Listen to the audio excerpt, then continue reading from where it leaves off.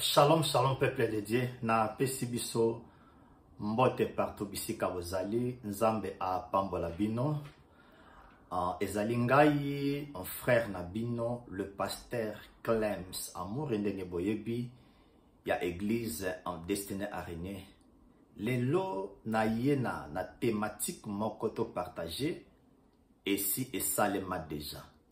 Donc nyonso tout ici et salema déjà. Mais église biso to lukakake to sala makambo et se manifester. Or makambo esi et salema avant même ngana botama na ya na mokili oyo. Eloko ezana biso très important église to yeba que nzambe asala nini, nzambe apesa biso nini. Écoutez bien aimé dans le Seigneur. Prière yangai na yo to jeune yangai na yo eko sala te ke makambo salema. Mais moi na nzambe avivaka par la foi. La Bible déclare que mon juste vivra par la foi. Et nous ne marchons pas par la vie, mais nous marchons par la foi. Alors kondimananga eko sala ete makambo o nyonso tu nzambe asi asala et se manifester comment nanzela kondima. Pour Bibelobi, la foi est une ferme assurance des choses qu'on espère et la démonstration de celles qu'on ne voit pas.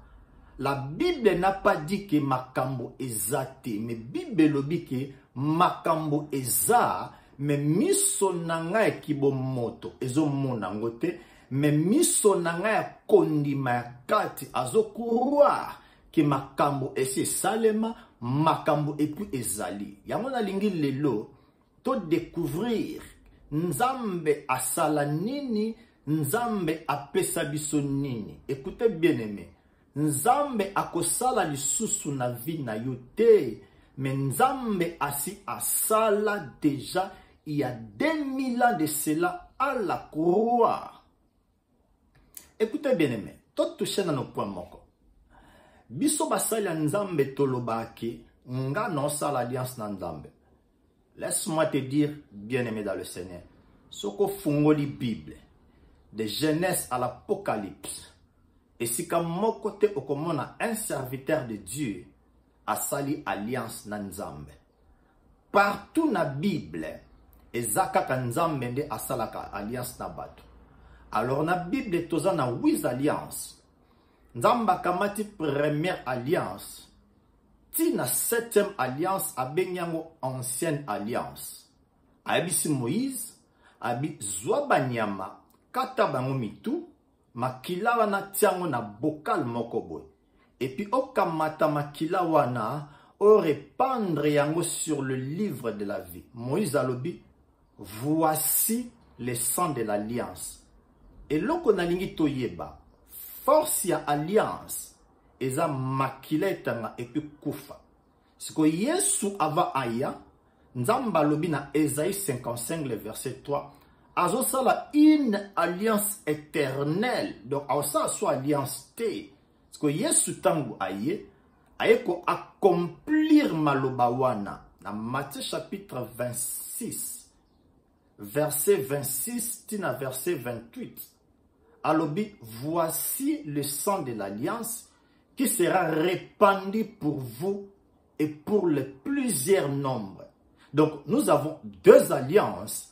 Ancienne alliance, bakati banyama, kufa et monani et puis makila etangi. Ba inauguré ancienne alliance.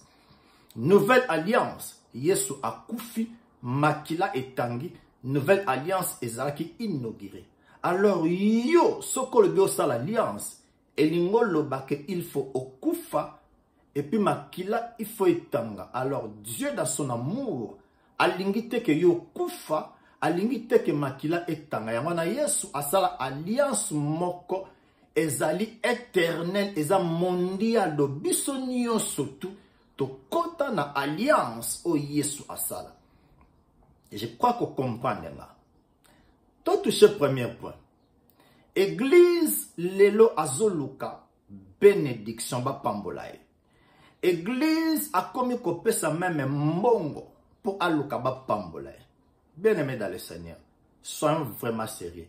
Soki mbongo na opesa na église po ba pambola ngai e community na osali kelemba na nzambe. To soki to komi ko pesa mbongo na église po nzamba pambola biso. Chrétien nini akotika la pauvre. Moto akozala te po soko pesi $1000 ba pesi $2000. Mais to pesa ka mbongo eza signe ya amour nde nzamba pesa biso deja mbongo liboso. Mwana nzambe lelo akomi koluka nzamba pambola ye. Mais écoutez bien aimé, avant même yo obotama, Dieu t'a déjà béni. Yango mona, bonne nouvelle, ezate ke oyo nzambe akosala na futur. Bonne nouvelle eza, oyo déjà nzambe asi asala na futur pona yo. Yango soko tanga Bible okomona plus, les verbes sont conjugués dans.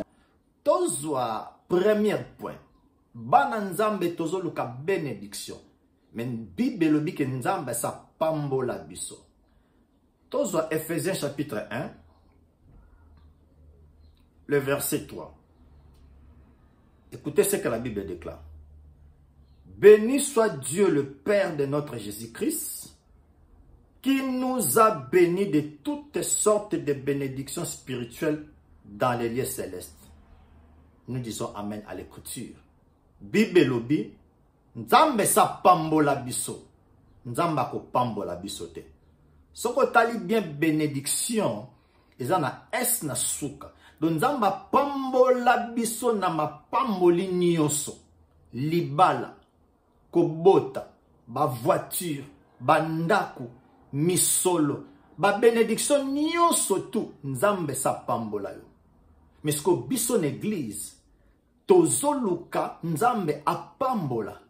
Olie toluka ke koma li pamboli nzamba pesa biso e koma manifester. Ngana luka ka li pamboli te, mais moi je crois à mon Dieu. Apambola ngana ma pamboli nyonso tout. C'est la Bible. Et puis so tali Bible lobi, nzamba sa pambola biso. Eza neti moto aza mwana mobali. Aosenga su nzambe komisa nga mwana mobali. Men nzambe sa komisa mwana mobali. Église. To komi kondima ba sopela biso meme mai. O eza o bénite. Poto koma ba santo. Écoutez. Bonne nouvelle. Et libéraka moto. Pour Bible dit que vous connaîtrez la vérité. Et la vérité vous rendra libre. Yoka bien-aimé. Jour yo opesa vi na yo na Yesu. Nzambe a commis son santo. Car la Bible déclare, par une seule offrande, il a amené à la perfection pour toujours. Okoma mo santo alibela. Nzamba ko komisa yo te. Écoutez, église toyoka. Nzambe akosala te. Nzambe akokomisa biso te. Mais nzambe asi akomisa biso et puis nzambe asi asala. Tout en Ephésiens chapitre 1, le verset 4. En lui, Dieu nous a élus avant la fondation du monde pour que nous soyons saints et irréprochables devant lui. Ça, c'est la bonne nouvelle. Donc, nzamba monaka oza mo santo. Nzamba monaka oza saint, oza sans tache, oza sans défaut. Nzamba monaka na nzoto non physique te. Mais nzamba monaka dans une place qu'on appelle en Christ. Donc en Christ, nzamba zo mono oza saint, oza sans tache, oza sans défaut. Siko soko zoka makambo oyo. Et que libérer même mémoire na yo. Ndenge nzamba zo mona yo bien-aimé. Eza ndenge yo moko omimona kate. C'est pourquoi biso masala nzambe toza wana pona ko apporter bino la bonne nouvelle.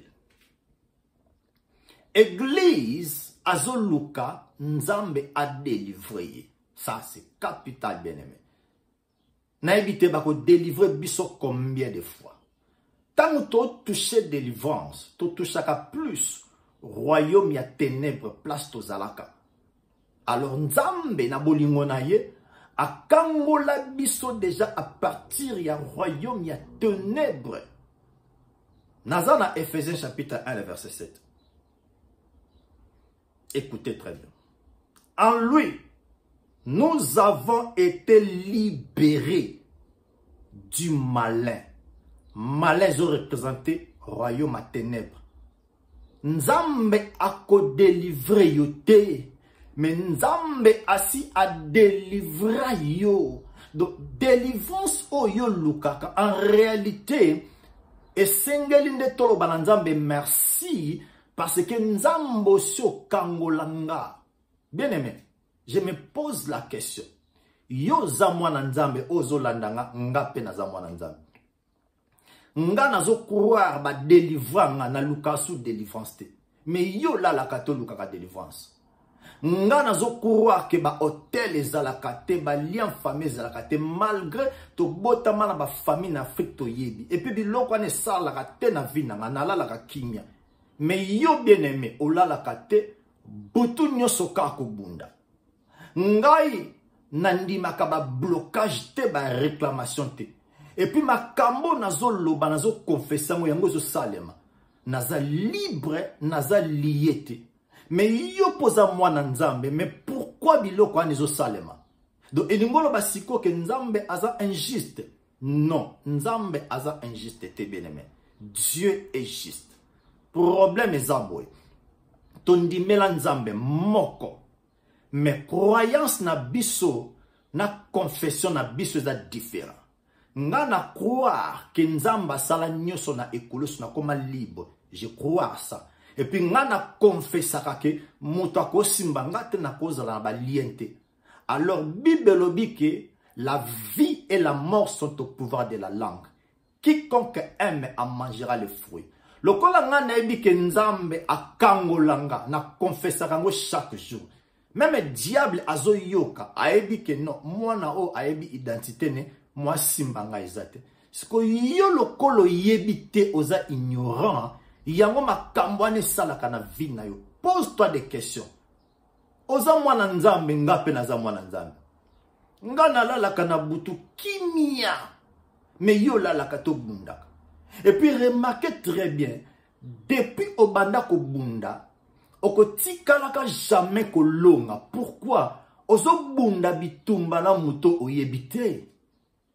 Nga pe naza mwana Nzambe. Mais nalalaka kimia.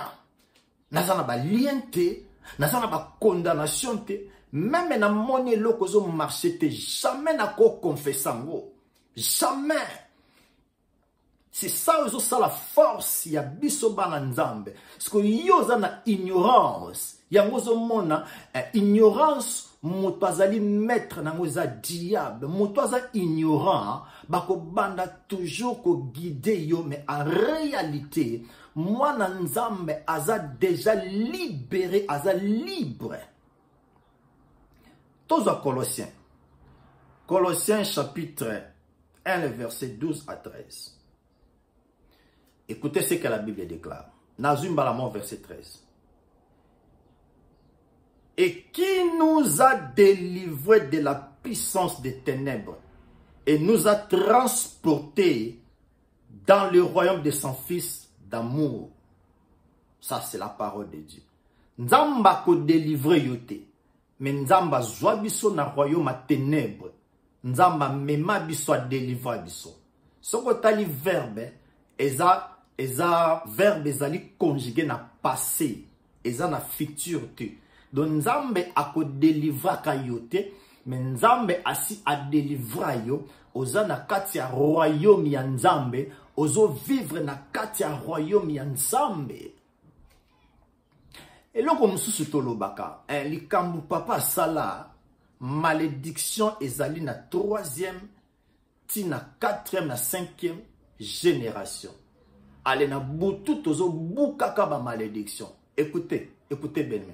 Oko bukaka ba malédiction wana et puis oko tikalaka ko silisa ngote. Nazo répéter, ozo buka dans l'invisible. Oza ko bunda dans l'invisible.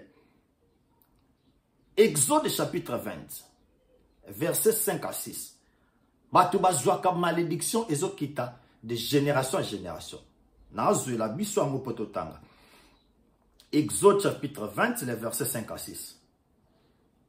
Tu ne te prosterneras point devant elle, et tu ne les serviras point, car moi l'Éternel, ton Dieu, je suis un Dieu jaloux, qui punit l'iniquité des pères sur les enfants, jusqu'à la 3e et à la 4e génération de ceux qui me haïssent.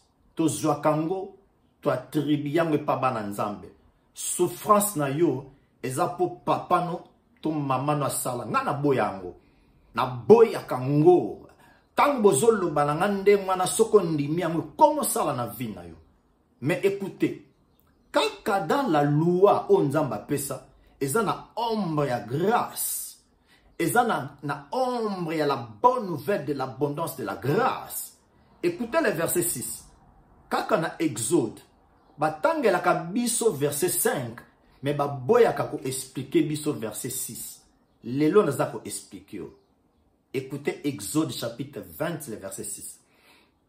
Et qui fait miséricorde jusqu'à 1000 générations à ceux qui m'aiment et qui gardent mes commandements. Awa balobi boy. Na verset 5, malédiction ezolanda na 3e ti na 4e génération. Mengolu, grâce, eza kolando jusqu'à 1000 générations. Oponini, 3e to 4e ya malédiction, to grâce jusqu'à 1000 générations. Muto ya bongoli motema komi mwana nzambe. Lien wana ya famille, eza ya kukwea, obandi vie ya sika. Yango bibelobi, il y a maintenant aucune condamnation pour tous ceux qui sont en Christ. Donc, obombama en Christ. Même les kambu papa no sala, et koki ko joyauté parce que osa na place qu'on appelle en Christ. En Christ, eza position. En Christ, eza place ya sécurité. Exode 26 balobi, ba pesi biloko mibale. Moto azako aime maloba nzambe. Et puis moto azako garde maloba nzambe. Nazo taliso sikoyo, yo aussi olinga maloba nzambe. Et puis o gardaka commandement nzambe. Donc malédiction, eza susu ya vie na yo te na ba lien na ba hôtel. Mais o eza partage ya vie na yo, eza la bonne nouvelle de l'abondance de la grâce. Et que nzambe apambola yo et puis oza en sécurité pour na 1000 générations. Écoutez, bien aimé, la bonne nouvelle échange à penser en mode. Totanga siko awana, Exode nzamba lobi, Exode 20, pour ngolu et fuluka na 1000 générations, nzamba lobi, il faut aimer maloba nae et puis garder commandement nae. Toke siko na Jean chapitre 14. Verset 23, tu expliqué que yo aussi au linga maloba nzambe et puis au garda déjà commandement nzambe. Jean chapitre 14, verset 23. Je lis la parole de Dieu. Jésus lui répond, si quelqu'un m'aime, il gardera ma parole. Depuis au bongola motema, au linga maloba nzambe tamba teyaka yo, motema lobino na linga maloba nzambe pona koma mwana nzambe. Bolingo ya mwana o Yesu azoloba. Toke siko na 1 Jean chapitre 3 le verset 24. Celui qui garde ce commandement demeure en Dieu et Dieu en lui, et nous connaissons qu'il demeure en nous par l'esprit qu'il nous a donné. To décortiquer Exode 20 verset 5 à 6. Verset 6, elobi o azako linga maloba nanga et pas o garder commandement nanga na ko sala ngolu nzamba linga loba malédiction à 4e na 5e génération et kozasu na vie na yete abandi ko vivre ngolu jusqu'à 1000 générations zanetinga nandima kepi nazo kuwa nga na madame nanga na bana nanga tobandi vie ya sikangolu grâce. Même ma kambu papa nanga sala mama sala. Même ma kambu papa to mama ya mwasi nanga sala. Mais tangu biso to komi bana nzambe. Bibelobi, je le répète. Maintenant, l'obité, maintenant, il y a maintenant aucune condamnation au papa sala. Ngai funa futango. Nzamba zanzamba justice. Mukolo Yesu yaka bien-aimé dans le Seigneur. Il a arrêté la malédiction. Ebande kolanda papa na mwana. Yesu arrêta na ekulusu. C'est pourquoi la Bible déclare Jésus-Christ nous a racheté de la malédiction de la loi en devenant malédiction pour nous à la croix. Yesu a la malédiction na ekulusu. Ça c'est la bonne nouvelle bien-aimé dans le Seigneur. Ézéchiel. Ézéchiel chapitre 18, verset oyo. En chapitre batbalinga kolobela mingi. Verset 1 titre comme à 4. La parole de l'Éternel me fut adressée en ces mots. Ézéchiel chapitre 18, verset 1 à 4. Pourquoi dites-vous ce proverbe dans le pays d'Israël? Les pères ont mangé des raisins verts et les dents des enfants ont été agacées. Donc, awa makambu papo a salaki, ale bana suko ba komi suko ko futa faute wana. Jacob a tangela ka biso ba verset en église. Mais, esu kaka wana te, yoka verset 3. Je suis vivant, dit le Seigneur, l'Éternel. Vous n'aurez plus lieu de dire ce proverbe en Israël. Nzamba bibolo bango susute. Mais, quand les jours là, à l'Obibo, dans verset 4, voici toutes les âmes sont à moi. L'âme du Fils comme l'âme du Père, l'une et l'autre sont à moi. L'âme qui pêche, c'est celle qui mourra. Ça, c'est la bonne nouvelle. Papa sali mabe, ako futa mabe naye. Moto sali malamu, ako bénéficier pe bolamu naye. Likambo papa sala, et koko landa yote bien-aimé dans le Seigneur.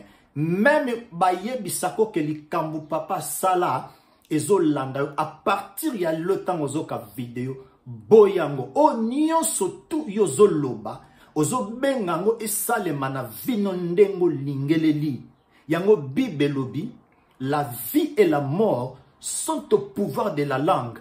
Quiconque aime en mangera le fruit. Donc oyo lingo lia fruit ya mabe o confesser balien. Oyo lingo lia fruit ya malamu na confesser bolamu o Yesu sala.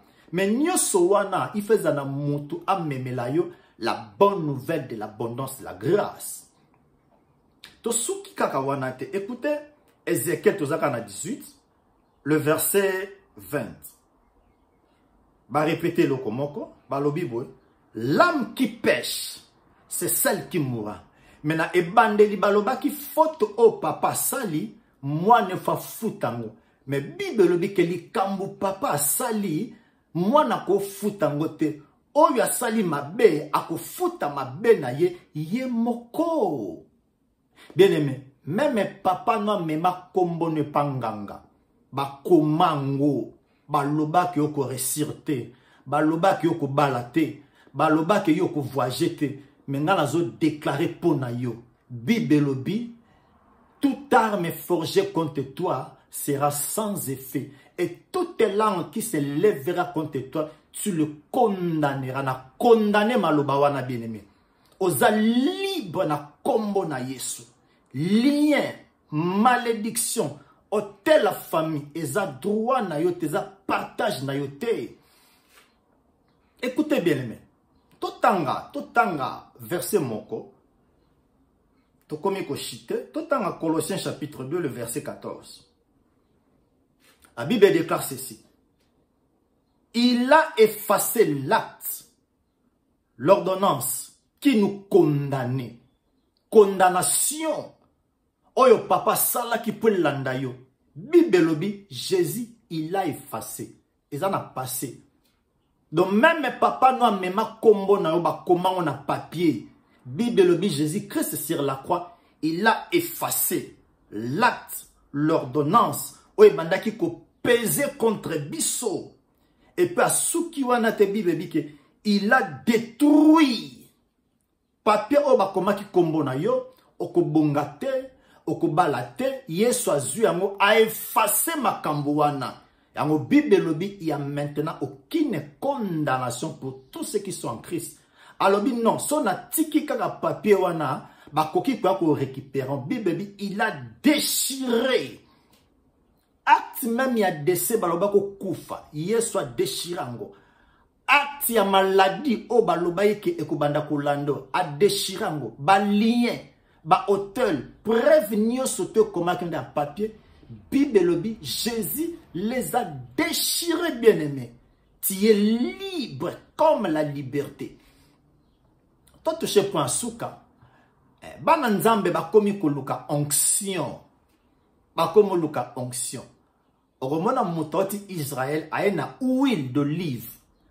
Bo bengi yango komi huile d'onction. Ngana lobango. Bokenda atana gambela. Atana marché morbo somba. Même mafuta mbila. Même huile saye o batiaka na ba voiture. Bo pesa biso basala nzambe. To bonde la mosoko ekoma huile d'onction. To yaka na huile d'olive. O eza huile d'onction. Non. Huile d'olive eza huile d'onction te. O koko zwa huile d'olive no o sangisi ba pasteur nyonso tu ya mokili.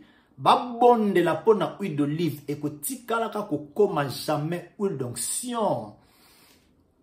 Pourquoi?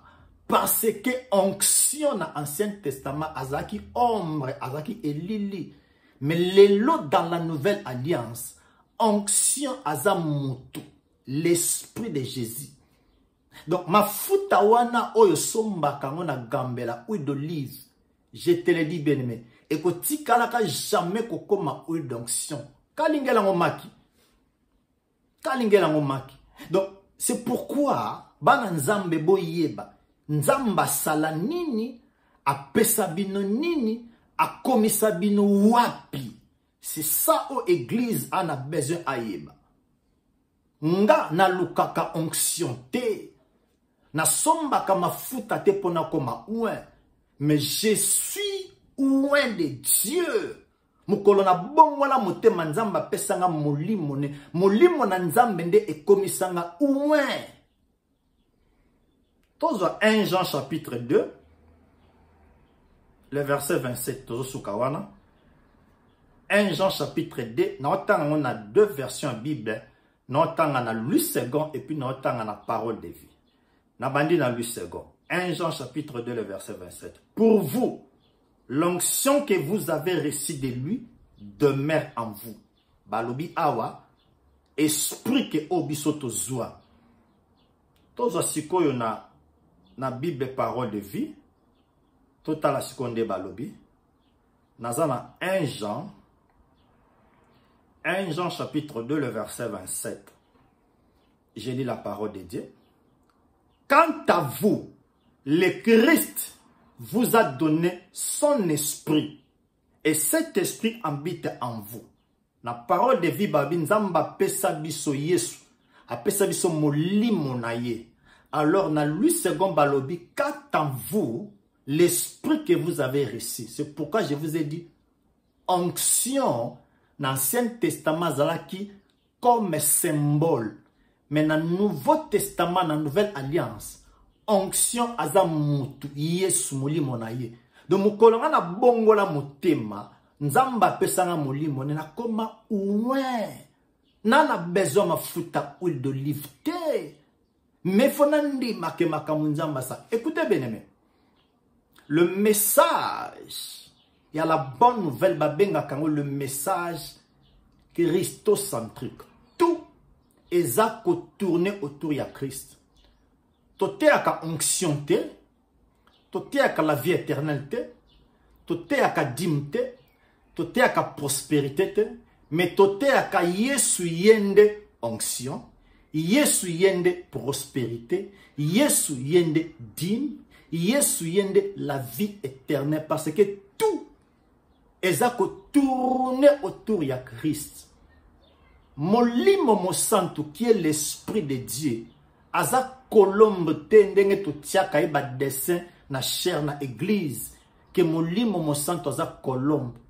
Même Exode lobby que okoki ko représenter nzambe na ba figure moko teke lokola nzamba za animal. Colombe za niyama. Dieu n'est pas un animal. Comment toko représenter même Molimo Santo, l'esprit de Dieu aza colombe. Bible. Bien aimé, tout temps ba écriture. Tangu Yesu azwa baptême, Bible le Saint-Esprit est descendu sous forme comme une colombe. Baloba ki teke Molimo Santo a kiti colombe, mais comme n'est pas la réalité. Ce qui balobi que frère Clems, tu es comme un président. Je ne suis pas un président. Ce qui balobi que frère osa comme un joueur. Je ne suis pas un joueur. Donc le Saint-Esprit qui est Dieu lui-même a quitté sous forme comme une colombe. Mais le Saint-Esprit, c'est Dieu lui-même. Please. Tokoko symboliser nzambe te, potoloba nzambe aza colombe. Dieu, il est esprit. Je crois que comme na souka, que Dieu vous bénisse. Ba coordonner la biso zaluana.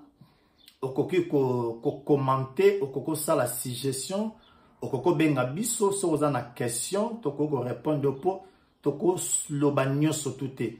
Makamba ko loba ezali mais toza na média do toza limité.